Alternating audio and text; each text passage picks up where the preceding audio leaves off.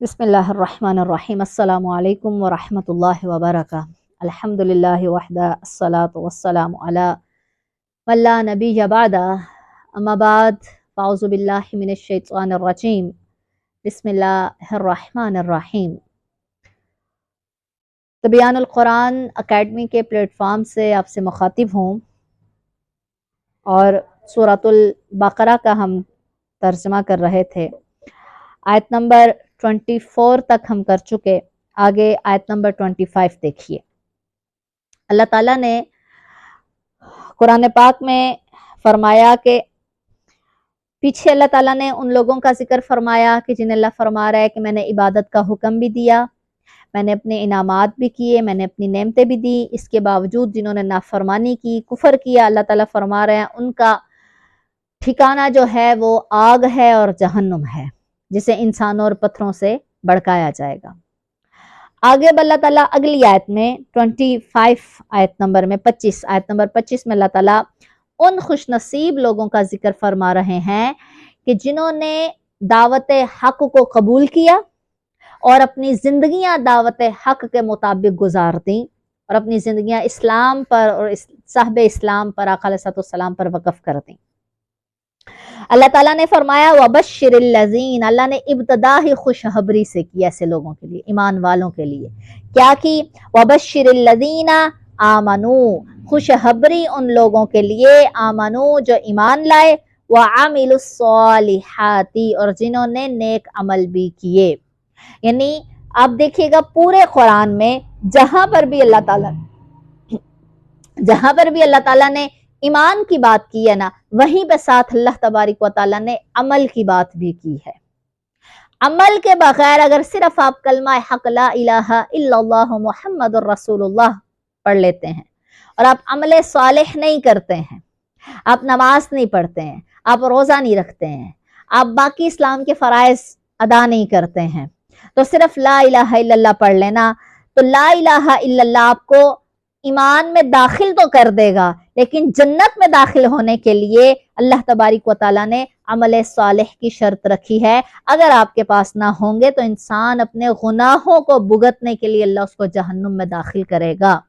اپنے گناہوں کی سزا لینے کے بعد پھر اللہ تعالیٰ اس کو دوبارہ جنت میں اپنے اس کلمے کی بدولت، لا الہ الا اللہ کی بدولت اللہ اس کو جنت میں داخل کرے گا۔ تو اگر جو ایمان لے آئے اور ساتھ عمل صالح کر لیں تو ان کے لیے تو پھر خوشخبریاں ہیں نا، ان کے لیے تو پھر جنت کے سارے دروازے کھلے ہوئے، اللہ تعالیٰ ان کو درجات عطا فرمائے، اللہ تعالیٰ ان کی مہمان نوازی کرے۔ رب فرما رہا ہے خوشخبری ان لوگوں کے لیے آمنو جو ایمان لے آئے، وعملوا الصالحات جنہوں نے نیک عمل بھی کیے، ان لہم یقیناً لہم ان لوگوں کے لیے جنات تجری باغات ہیں بہتی ہیں من تحتها الانہار جس کے نیچے نہریں بہتی ہوں گی، ایسے باغات اللہ ان نیک لوگوں کو دے گا۔ یہ یاد رکھیے گا کہ اگر آپ ساری زندگی رمضان کی طرح گزارے نا، اللہ آپ کو آخرت جو ہے وہ عید کی طرح بنا کر دے گا۔ سمجھتے ہیں رمضان اور عید کا تعلق؟ جس نے رمضان میں مشقت کی ہو نا، جس نے رمضان میں محنت کی ہو، روزے رکھے ہوں، قیام اللیل کیا ہو، تراویح پڑھی ہو، سحری افطاری کی محنت ہو، صدقات کی، تزکیہ نفس کی محنت ہو، یہ ساری محنت جس نے پورا رمضان کی ہو نا، تو اسے عید کی نماز اور عید کے دن کی بڑی خوشی ہوتی ہے۔ وہ بغیر کسی وجہ کے، اس کے لیے یہ وجہ بہت بڑی ہے کہ عید کا دن ہے اور اسے مزدوری مل رہی ہے، اسے اجرت مل رہی ہے، تو وہ بڑا راضی ہوتا ہے، بڑا مسرور ہوتا ہے، بڑا خوش ہوتا ہے، اس کی خوشی چھلک رہی ہوتی ہے کیونکہ اس کی محنت کا اجر اس کو عید کے دن مل رہا ہے۔ تو اس لیے فرمایا بندے تو ساری زندگی میں رمضان جیسی مشقت میں گزارنا، رمضان جیسی گزار، پھر رب تجھے آخرت بھی عید کے دن جیسی بنا کر دے گا۔ تو زندگی ہے کیا؟ زندگی امتحان کی جگہ ہی تو ہے،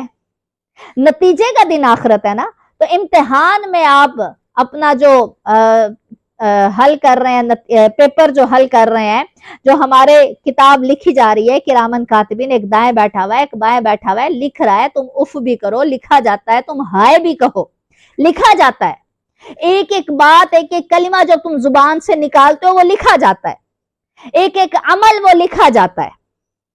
تو اللہ تبارک و تعالیٰ فرما رہے ہیں کہ اگر تم زندگی اپنی نیک امال کے ساتھ گزارتے ہو تو آخرت میں اللہ تعالیٰ تمہیں ایسے باغ دے گا جس کے نیچے نہریں بہتی ہوں گی، کلما،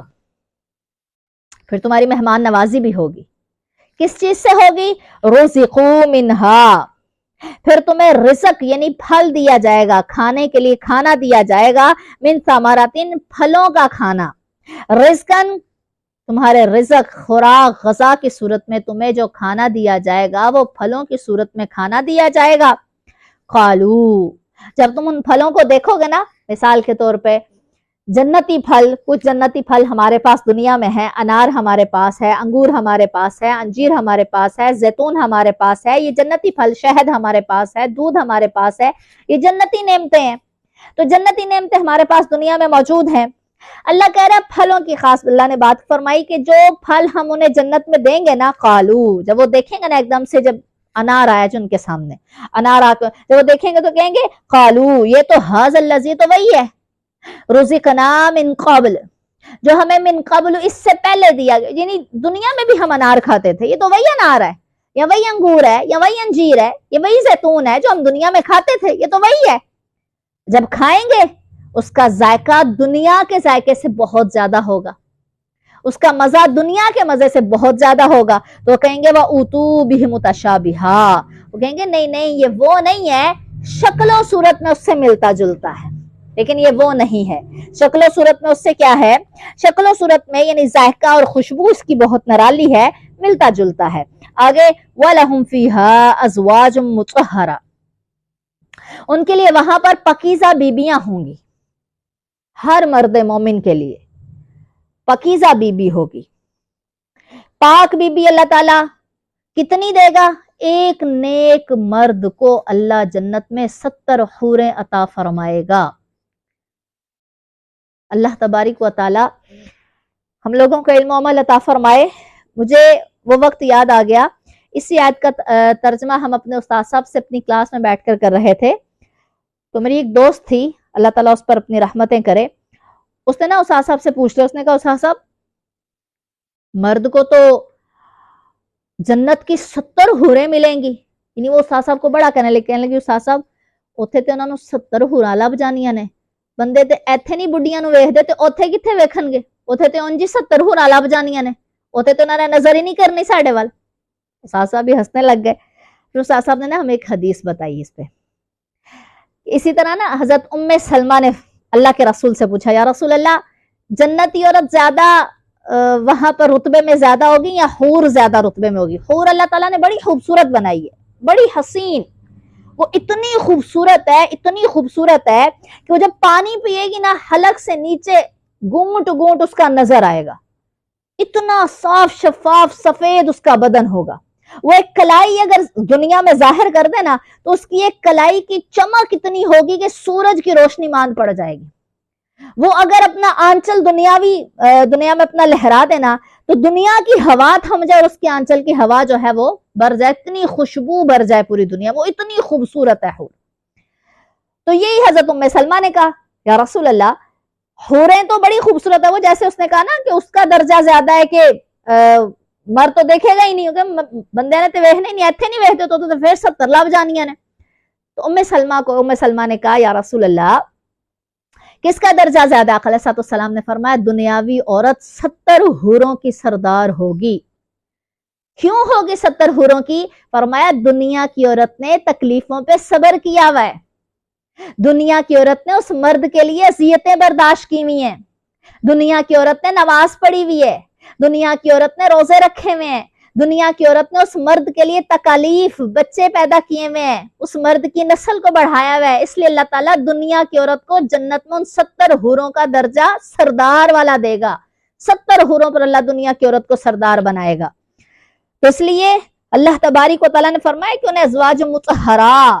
70 حوریں اللہ وہاں پر انہیں دے گا، وَهُمْ فِيهَا خَالِدُونَ، اور وہ اس میں ہمیشہ ہمیشہ رہیں گے۔ اللہ تبارک و تعالیٰ ان جنتوں کی نعمتوں سے ہمیں بھی سرفراز فرمائے، اور اللہ تبارک و تعالیٰ ہمارے بھی ٹھکانے جنتوں میں کر دے۔ وَمَا عَلَيْنَا إِلَّا الْبَلَاغُ الْمُبِينُ۔ صدق اللہ العظیم۔ السلام علیکم ورحمۃ اللہ وبرکاتہ ومغفرہ۔